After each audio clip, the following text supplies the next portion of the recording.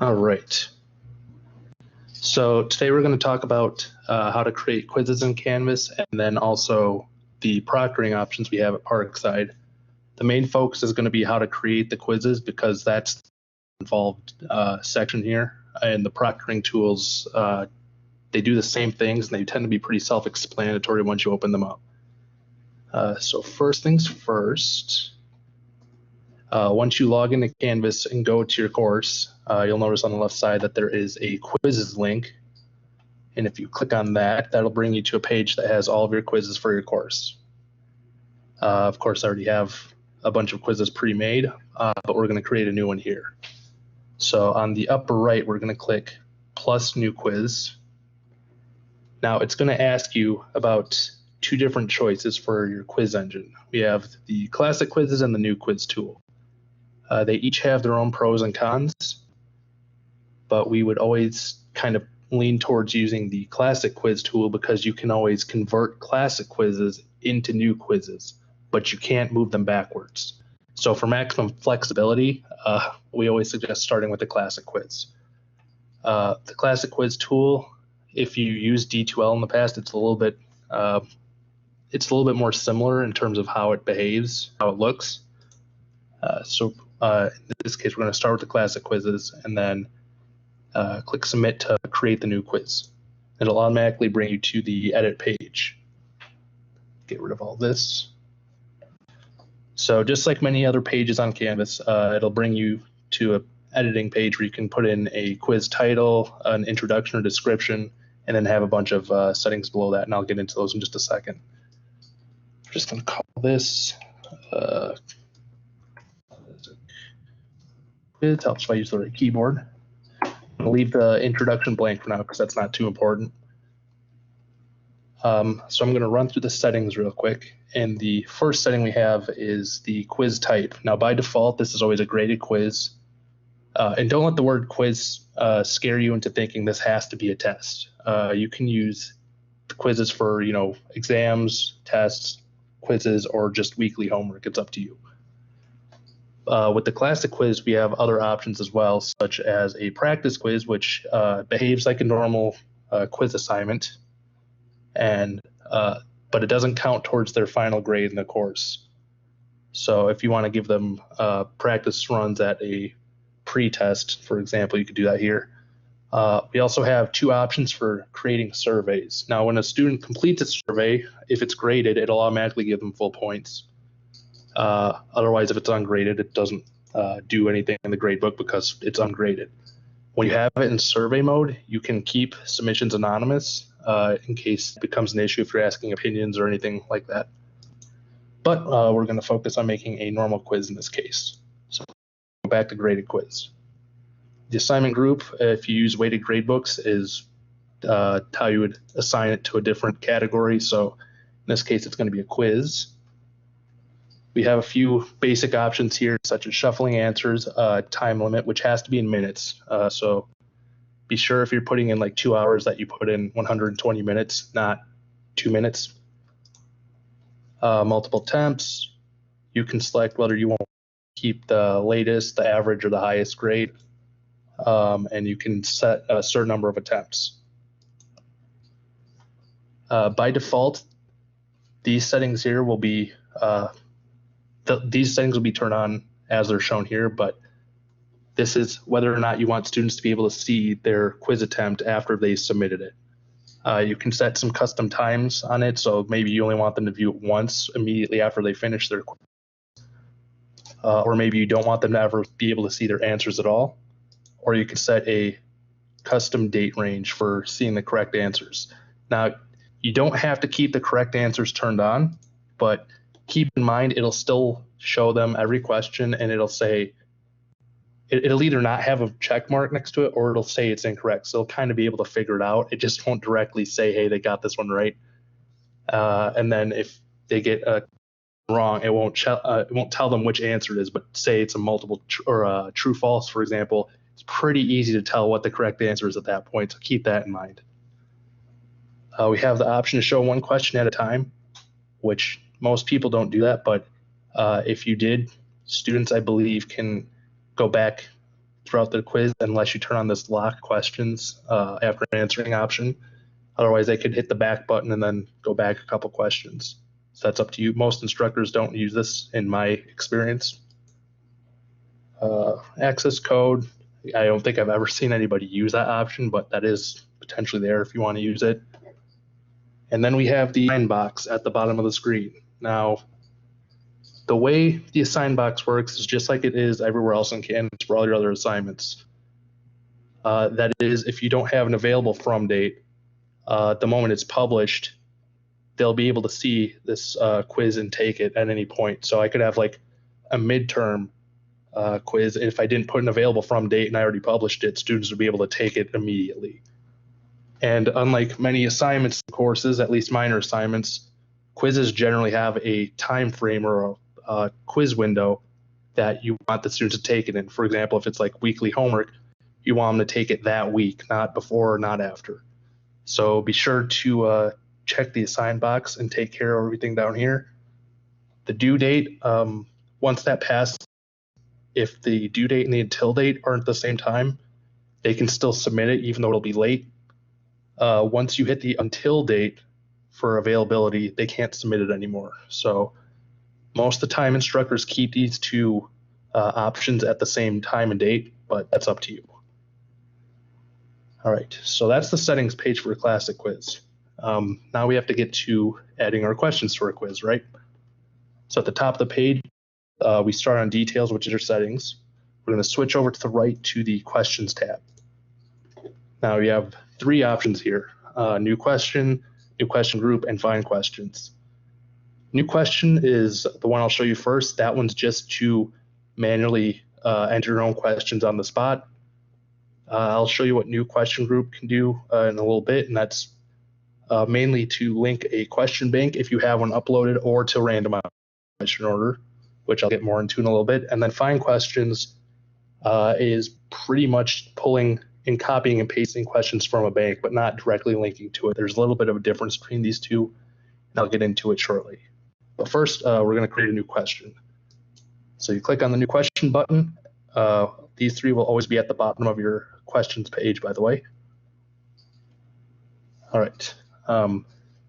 By default, it'll highlight this title on the upper left. Students won't see this. So this is purely for if you want to keep track of questions or which one's which. You can label them, 1, 2, 3, 4, 5. You can label long multiple choice or the question topic, or you can just leave it as question. It doesn't matter because students won't ever see it. To the right of that, we have our type of question. You've probably seen most of these before, and this should cover almost every question type you could think of. If you're thinking short answer, you're going to want to go with an essay question, by the way. So all of these question types above essay question are objective answers. So the questions will automatically be graded by Canvas once the student turns in their quiz. If you're doing an essay question, that counts for your essays, your short answers, things like that. Those ones you're going to have to come and manually grade afterwards. And I'll show you how to do that after we get through this section. And then your text question, just like it says, is not a question. It's just if you want to put some informational text in a box here. We'll stick with a multiple choice for now. By default, every question is 1 point. So if you want to change that, remember to come in and do that every time you enter a new question in. All right, let's see. Basic question. What color is the sky? Question. Oh, and just so you know, if you have a different, like a multiple choice is pretty self-explanatory, true, false is self-explanatory.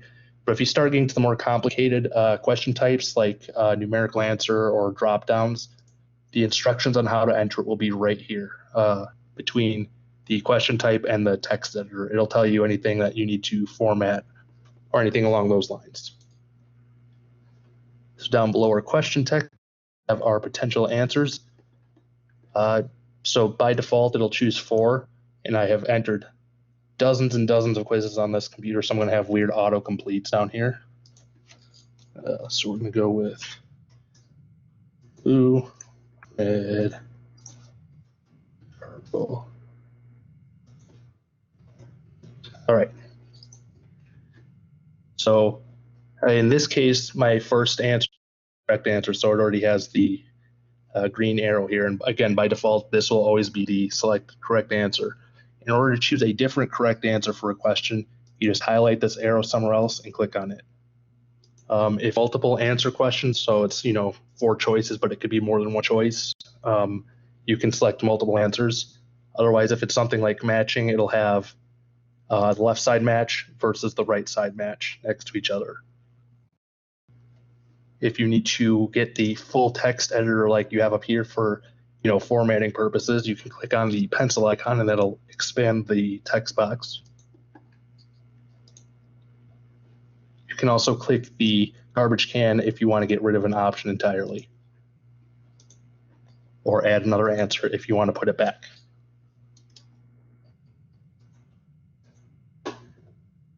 And then before we are done with this question, I just want everybody to know that this is an option, although again, most people I haven't seen most people use this. If you wanted to give reasoning as to why an answer is correct or incorrect, these little chat boxes with the 3 dots in them, if you click on that, that'll give you an explanation text entry box. So for example, I want blue. And then if someone chose purple, for example, I could say, the sky is not purple. Helps if I actually type this correctly.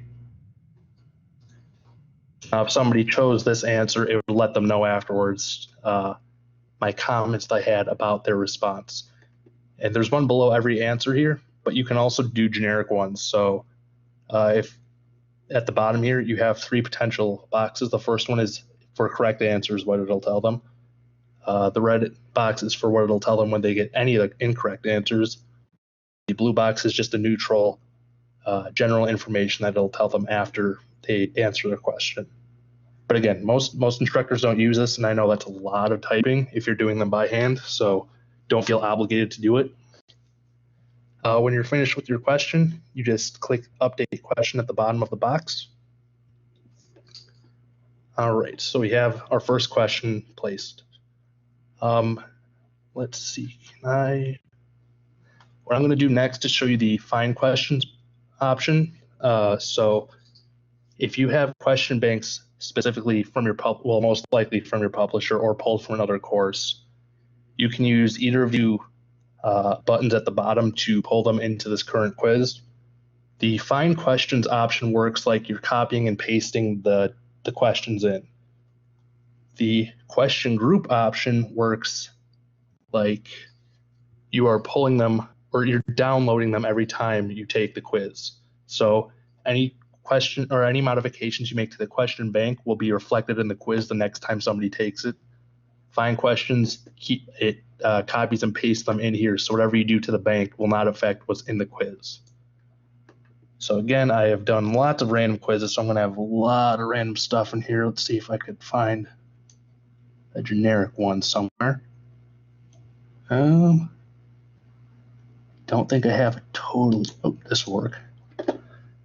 So with the Find Questions button here, what you'll do is it'll pop up this window, and it shows you the full list of banks that you have access to.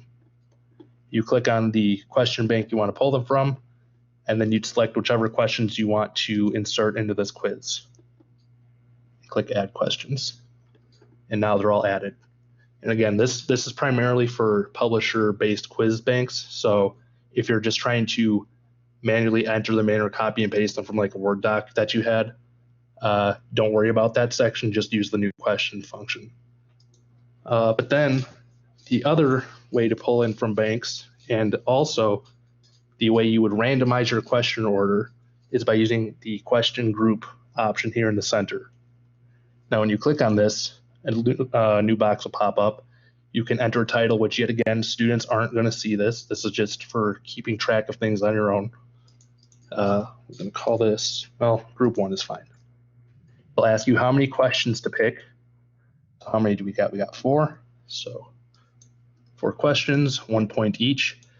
Just so you know, the number of points per question for this group is going to overwrite whatever you put here. So if this question is worth 10 points and I add it to this group and they're each set to be 1 point apiece, this question is going to be turned to 1 point, just so you know. Now, if I had a publisher bank, I could click link to a question bank, and just like before, it'll show me a full list of the question banks I have available to me, and I could just click it, and it would pull the questions from there every time someone takes it. Or in this case, what I want to do is I want to randomize the order of these 4 questions. So I'm going to create group, and just like in other spots on Canvas, you have these 8 dots on the left side, and that means you can click and drag it. It works as a handle, just so you can rearrange things manually.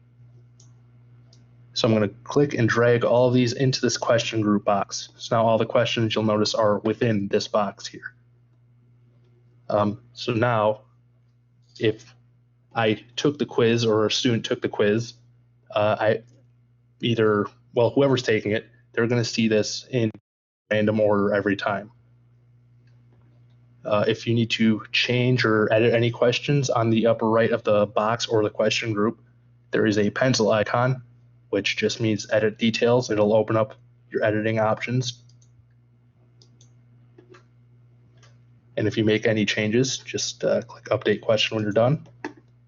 Now, before, Canvas was a little bit unforgiving in that if you did all this, say you entered 20 questions by hand and forgot to click save, it wouldn't save your progress.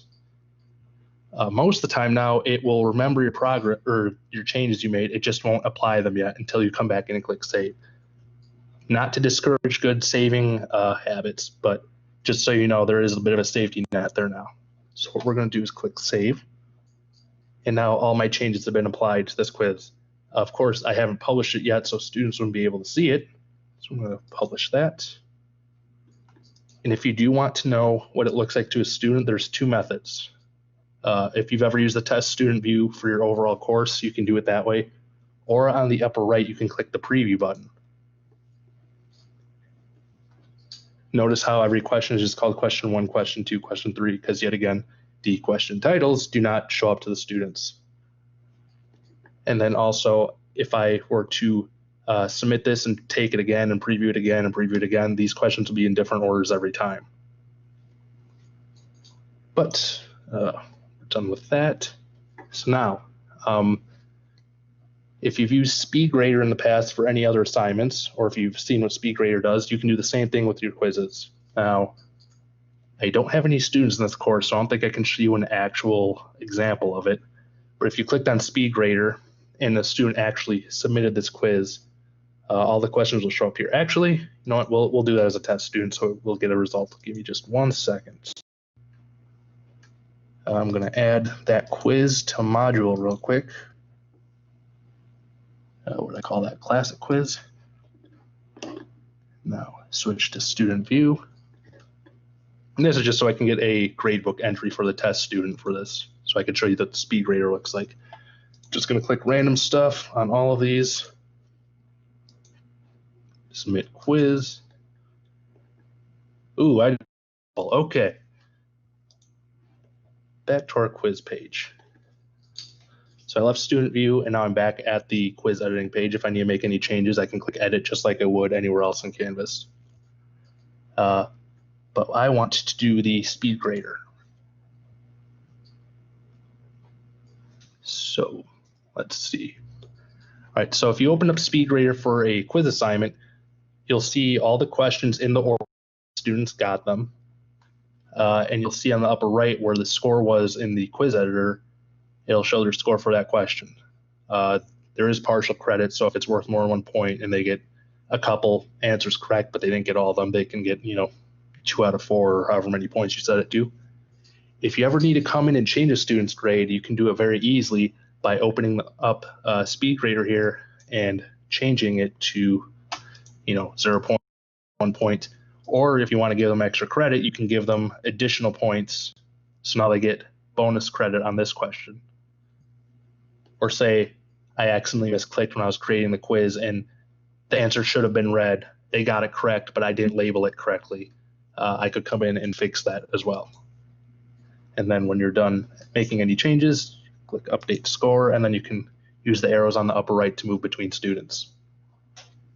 So that's the classic quiz. There is a second quiz tool, and I believe within like 2 or 3 years, they're going to be merged into one with all the features of both options. So what we're going to do is we're going to create another new quiz. Go back to our quizzes tab or quizzes page. New quiz. And this time, instead of classic, we're going to go with new quizzes. Now, submit.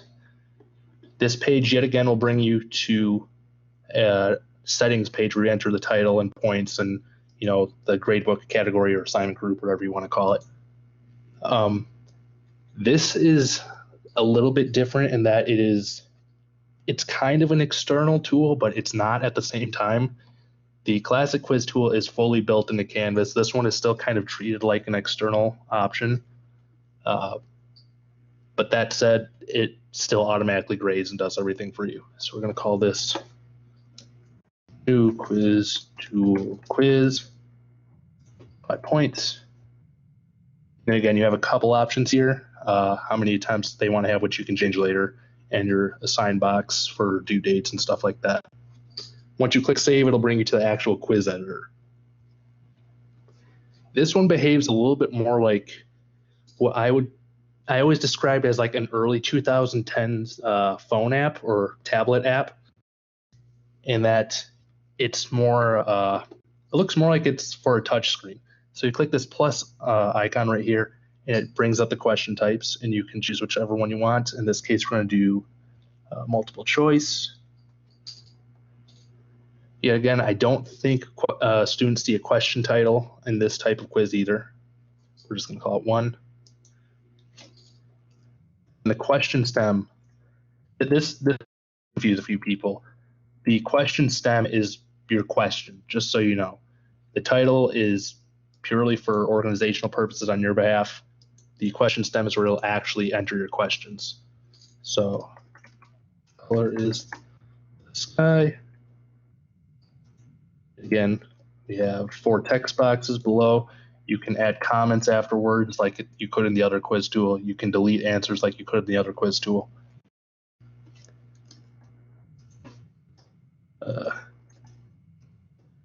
Green and white.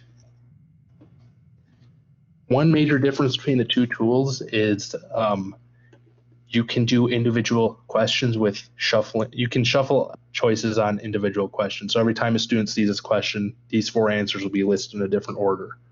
On the classic tool, you have to do all or nothing. The entire quiz is going to have the setting applied, or none of it's going to have it applied. In this quiz interface and the new quizzes, you can do it by the individual question basis. Let's see. If you used outcomes in your class, you can set specific questions to align to those outcomes.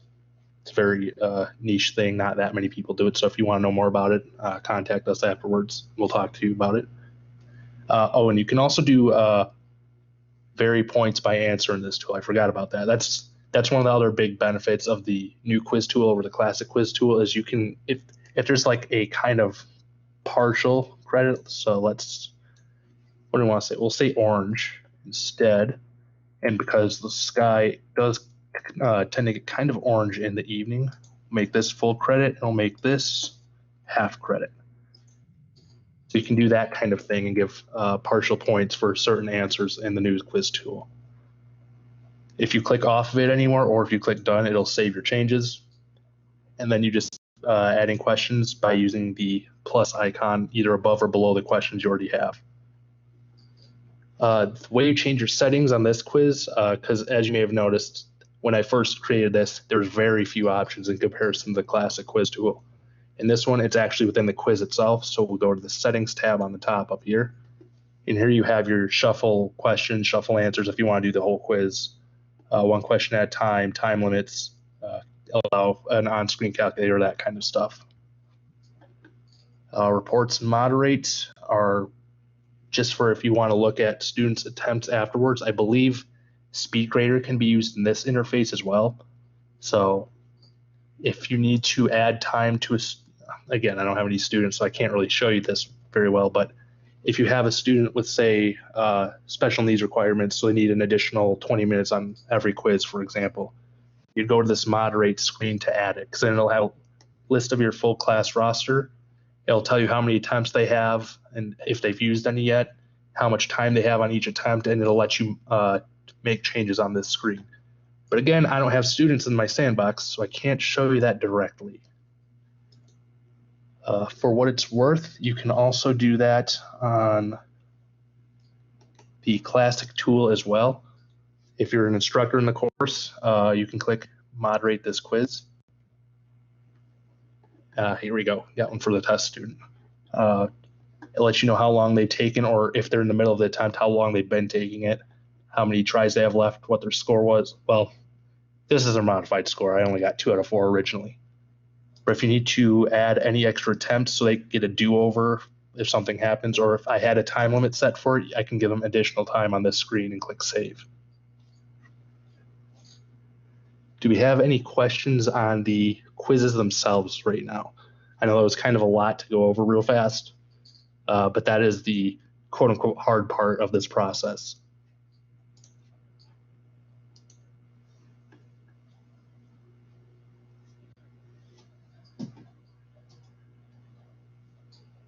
All right, so I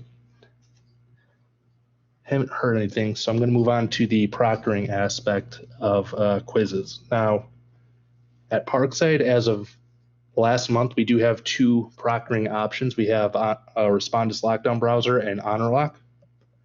Essentially, they both do the same thing, but they go about their approach a little bit differently. I'll start with Respondus because we've had that one for longer and more students have used it. So just like the quiz page on the left side here, if you have, I think Respondus is automatically enabled in every course.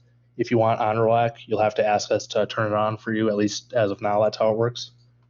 But start with Respondus, we're going to click on that page. And first things first, both proctoring tools have guides built in, or at least links to guides.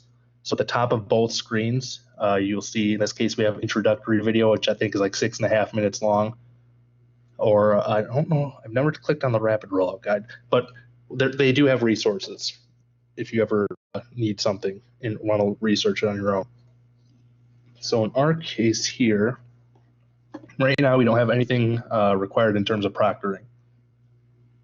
I'm already pre-made and copied a quiz to apply each of these options to. So in this case, we're going to apply Lockdown Browser to the one with an R at the end of the title. So in order to enable a proctoring or Respondus Lockdown Browser proctoring, you click on the arrow of the quiz and click Settings. And at first, it's just very basic. It's not required or it is required. Once you do activate the proctoring option on a quiz, it'll expand the options just like it does elsewhere in Canvas. It only shows you the relevant potential options at that moment. So I know when it comes to proctoring online, a lot of people have varying opinions on it. Some people want strict proctoring for the sake of quiz integrity, and other people don't like the big brother aspect of being able to watch students as they take their exams on their webcams. At least it's a little weird to them. There is no right or wrong answer here. The only thing I would say or suggest personally is that you consider the content of your quiz. And by that I mean, treat your final exam versus a weekly homework assignment that you made in the quiz tool. Treat them differently. Like for a weekly homework assignment, they might have 7 days to complete the assignment. And if they were doing it in normal circumstances, they could work together outside of class, or they could talk to each other, things like that. So just consider your strictness on your settings, because you don't actually have to use the webcam on either of these services. They can each be used without webcam or audio. They can be used strictly just to lock the computer down while they're taking it, which is totally fine. You can also do a full room scan and watch them the whole time, listen for any strange background noise or talking. So there is a bit of a range here that you can work with. But anyways, back to actually setting it up. The first option is, if you do let them see the results, you can make it required that they turn their proctoring back on to view it, so they can't view it outside of the locked computer. Password settings, probably unnecessary, because if you are using passwords for any reason, there is a password option built into the quizzes themselves, so this probably isn't necessary at all. And most of these options are pretty self-explanatory. I know I keep throwing that term around, but if you take the time to read them, you can tell what most of them do, and if not, we can always help. Plus, they have the little explain link on the side of a lot of them. So the biggest, personally, I would say if you're using Proctoring on everything, the lock students into the browser until it's complete, or just the main reason for me, in my mind, would be to lock down their browser or their machine so they can't be looking up answers on the side. Again, whether or not you keep going with that and go with the webcam is up to you. But remember that you can, if that's all you want to worry about, instead of actually watching them, you could lock the computer for both tools without turning on the webcam if you're uncomfortable with that aspect. You can whitelist. I might be able to give you a demo of Respondus. The only problem is with Respondus, it is a webcam, or it's a monitoring tool. And while I'm live streaming, it might not appreciate that I'm live streaming at the same time. So we can try it, but I can't promise anything about that. We'll give it a try, though. I guess I should have started off with this. The difference between Respondus and HonorLock, and how they, while they do the same thing, how they differ. With Respondus, as the name lockdown browser implies, it is its own browser. What happens is a student, once they try to click on their exam or their quiz, what it'll do is it'll link them to a free download. Note that if a student is asking you about paying for Respondus, they did not take a link to the free download, because normally you have to pay for it, and the university absorbs that cost. So once they try to start their proctored quiz or exam, it should bring them to a free download page with no sign-ins or anything. They install it just like they would any other program or browser, like Chrome or Firefox, and then they would open up the browser, which automatically links them to their Canvas login page, and then the entire Canvas course behaves like normal because it is a browser. But the difference is once they're running Respondus and open up their quiz, it'll actually allow them to take it. If they're using Chrome like I am right now and they try to take Respondus lockdown browser quiz, it won't let them because they're not using Respondus. It might also ask them to close other windows and things like that. They'll fill up their screen and they can't do anything else until the completed and submitted. Now, the problem with that is that Chromebook students, which is a budget laptop that runs, I want to say it's Chromium or something along those lines. It's Google's cheaper laptop alternative. It doesn't have full Windows or Apple operating system on it. So you can't download and install Respondus on a Chrome computer, and I believe on some Linux computers as well. And the problem with that is if they can't run the software, they can't take their quiz. So then this last spring, when things suddenly got moved online, that became an issue for a handful of students because they only had a – yes, they will, in theory. And that's why we got HonorLock. It was asked, will HonorLock work on those computers? So originally, we only Respondus, and our solution was duplicate the exam, assign it to just those affected students, which personally I'm part of maybe like 7 or 8 students total in the spring semester, so it wasn't that many. And we had more time to prepare, and certain public computers, like I don't know what campus's procedures will be for public computers this upcoming semester, or like public libraries, but now there are a little bit more breathing room this semester. But back then we just had to copy the exam, turn off proctoring, and say, here, you take this version. Everybody else will take the proctored version, which of course is not ideal, but that's what we had to work with at the time. At the end of the semester, we heard about HonorLock, and we started kind of testing it with those handful of students. And the way HonorLock works is instead of downloading and installing an entire new browser program, It is a Google Chrome add-on, so it runs within Google Chrome itself. And Google Chrome, it has been the world's most popular web browser for at least like 4 or 5 years, if not longer. I don't think it will work on mobile phones necessarily, but Chromebooks, for example, it will run on. And Linux computers, if they can run Chrome, which most of them can, they should be able to run Honorlock as well. So Respondus is its own self-contained program, and Honorlock is an add-on to the Google Chrome web browser. So you can use either one, but you might need to ask your students what their, or you'll need to find out what the students' limitations are at the beginning of the semester, and we'll get to that shortly. So whenever you use either of these proctoring options, we'd always recommend you make a sample quiz. It can be on topic for a course, or it could just be super basic questions like I had, what color, stuff like that, purely for the sake of students being able to attempt to use the proctoring tools before a real quiz or exam shows up. The whole point of that practice quiz would be just to install and make sure it can run on their computer. And if they can't run it, then they can talk to you, and then you two, or maybe with our assistants, we can help figure out what the best option, or maybe you need to use the other proctoring tool instead for that course. But you always want to try to figure it out before the actual quizzes show up, because nobody wants to get to, their final exam, we're already stressed out, and then find out, oh no, my computer can't run the exam now. So always set up a practice quiz ahead of time. Honorlock actually has a built-in capability to do that for you, but we'll get to that shortly. But anyways, back to actually setting up Respondus, because we're talking about Respondus Lockdown Browser right now. Yet again, most of these options have explanations after them. Honorlock actually has more monitoring than Respondus does. I don't know how it actually works behind the scenes in terms of programming, but it can do a little bit more than Respondus can. But overall, they can both lock down the full browser. They can run webcam monitoring and audio monitoring.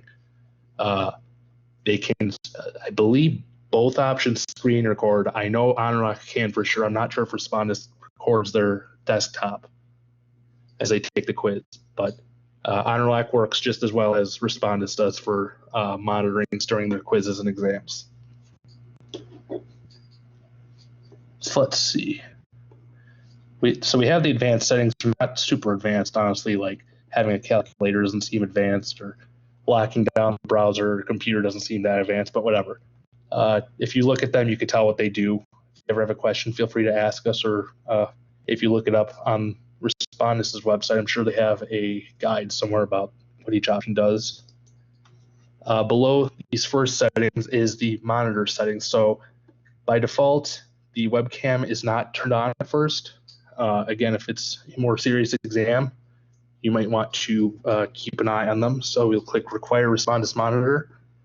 It'll give you a little pop-up warning you that only certain UW schools have it, but hey, we're on the list, so we can use it. Go away, don't show this again. And here you have your webcam-specific options. Now, yet again, there's previews. They're pretty straightforward. The one I always recommend turning off, personally, is the Show ID, because I don't know how likely it is that students will have a student ID on them. And I don't think we're supposed to be taking pictures of their driver's licenses or anything like that.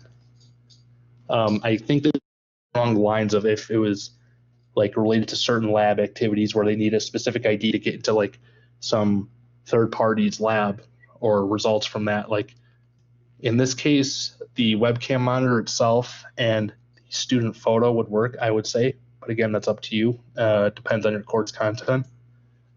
So the webcam check will be on by default if you use the webcam. That's just to make sure the webcam is turned on and functioning properly. The additional instructions will be if you have any instructions before they begin their exam, whether it's related to the quiz itself or to how they're using the webcam or how you're using the webcam footage. That's an optional thing. Let's see, actually, I think I might be only sharing this window, so if I click preview, it might not pop up. Didn't. Let's see. I'm going to quickly stop sharing my screen and resume sharing it, but I'm going to share the entire thing, not just this one window. Okay, back to tunneling again. So, preview button. This is what the monitor, this pop-up will show up before they begin their exam if you're using Respondus. There's a similar one that pops up for OnRock as well. It'll show you the step-by-step of what they're working with and how they set this up if you ever click on preview. So student photo would be if you want to take just a picture of the person who's about to take the exam for whatever reason, just to verify that it's them on the video after the fact. Show IDs, hold up a student ID, which again, if it's a freshman that's never been to campus before, I don't know if they can sign up without ever coming to campus, but I don't know if they'll all have IDs at this point. So I'm still a little iffy on that. And then environment check would be pick up your webcam or your laptop and kind of show a 180 or 360 degree video of the room to make sure there's nothing weird going on there, like you don't have a crowd of people around the side or someone with a laptop open right next to you. Then we have a couple final options for webcam regarding face detection. If it's too dark, it might warn them that they can't actually see them. And you can determine whether or not you want face detection to be an important aspect of the exam or not, or the proctoring aspect of it at least. You can make it so it stops letting them proceed with their quiz as long as it doesn't see them on frame. Again, that's up to you. Then we have a couple of final advanced settings related to the webcam. Webcam check is just, it might actually pop me up I'm at Parkside right now, and we'll see if, yep, there we go. See, this is what the webcam check looks like. It just makes sure that their webcam, it'll turn it on and show them what you're actually showing in the proctoring recording. And it'll ask, do you see yourself, yes or no? If they say no, it'll try to troubleshoot how it's working for them. So we'll get rid of that. But yeah, you can go through and preview each step. This is exactly what they'll see when they first start an exam if it's got the webcam proctoring turned on. And then let's see, what are these last options? Something else to use the microphone during this exam. I can't think of anything where that's particularly useful. And I don't know why you would make it available on mobile specifically for 24 hours. I'm not sure, I'll be honest. But anyways, your main concern is this first group of settings here, just in general requiring the lockdown browser. And then if you want to use the webcam, these webcams right here. So whether or not you use a webcam is up to you. If you use the proctoring option, you're going to use the browser though, at least for Respondus. So we will keep the webcam off for this one for now. Save and close.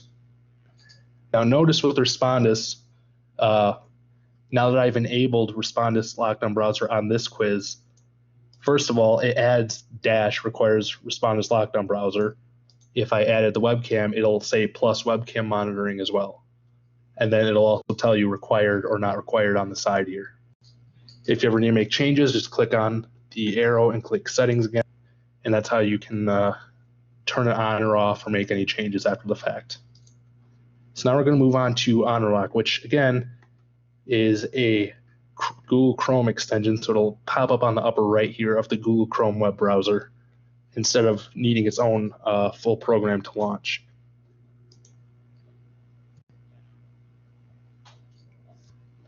So it's not exactly the same visually, but it does achieve the same goal in the end.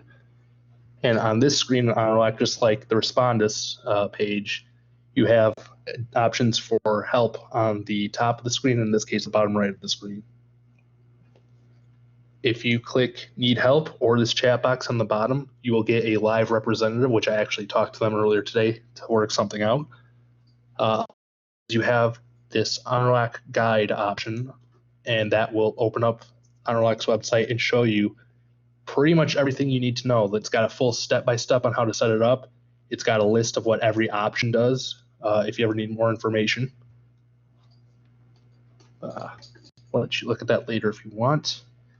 And then also on this more options button on the upper right, there is add practice exam, which again, we always recommend for either of these tools to make a practice exam beforehand so students can make sure their software is all set up and it runs properly on their machine before they actually have to take a real quiz or exam. So I'll do that real quickly while we're here. Yes, I do want to give it permission to make a new quiz. And where is it? And then it's called OnRock Practice Quiz. It asks 3 questions like, do you swear to uphold the integrity of your institution, blah, blah, blah. If you have a problem with with OnRock, will you contact support? If you have a problem with OnRock, will you call this phone number for support if you need it? Blah, pretty generic questions related to OnRock itself. So we are going to, we'll enable this one shortly.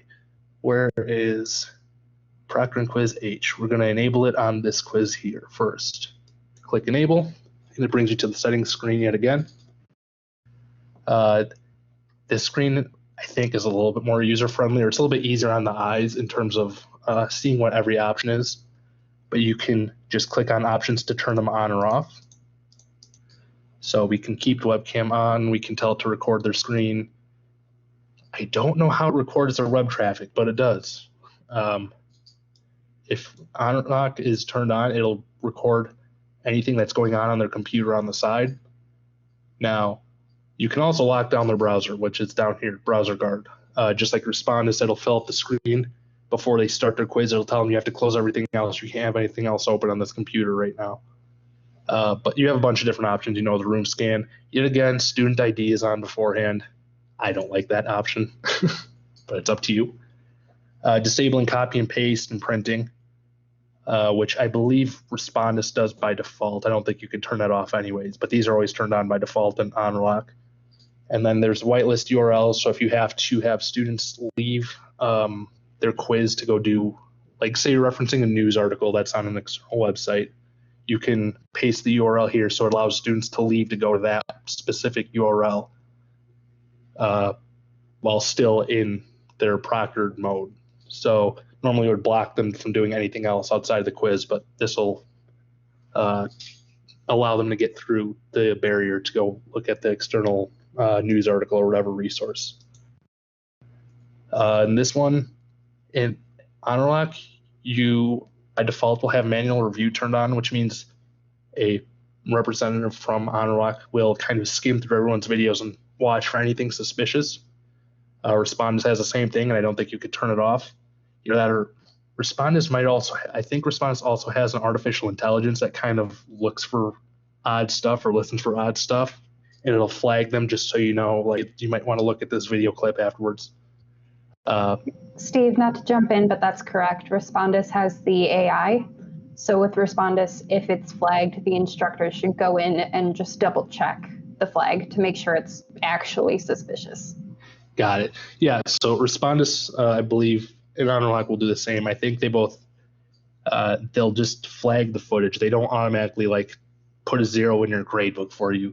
It'll ID the footage and say, hey, you should go make sure that this is not suspicious at all. Like maybe they left the frame for a minute and they want you to make sure that, nothing illegitimate was going on in the background, or if it hears talking in the background, it might flag their footage because it's like, hey, maybe they're talking about answers. You got to listen in and check for if your student's behaving or not.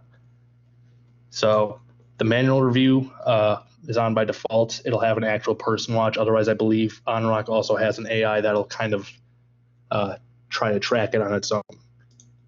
We'll turn off whitelist.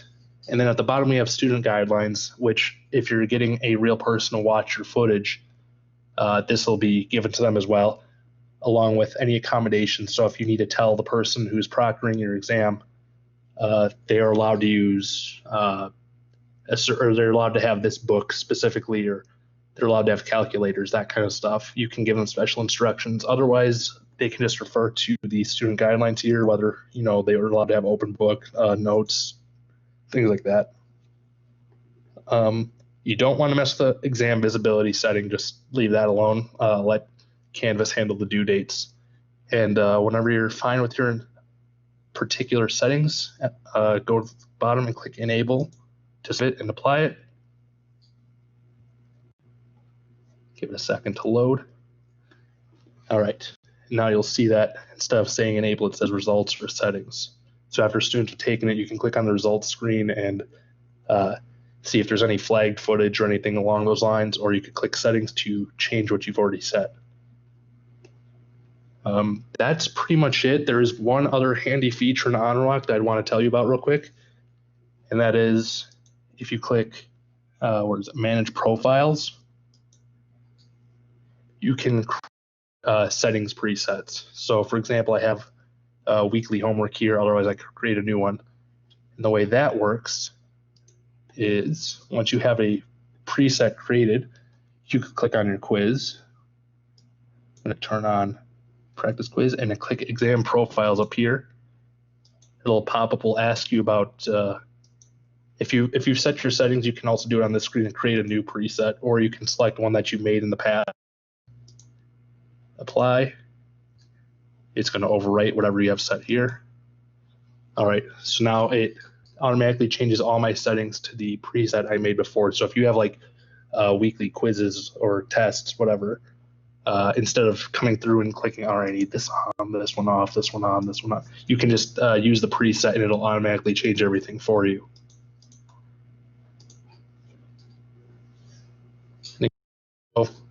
This is a lot of information, a lot of it being thrown at you in a very short amount of time. So if you have questions, I will be glad to take them. Otherwise, that's pretty much the overview on both tools and the quizzes themselves. HonorLock and Respondus both are pretty self-explanatory in what each of their options does.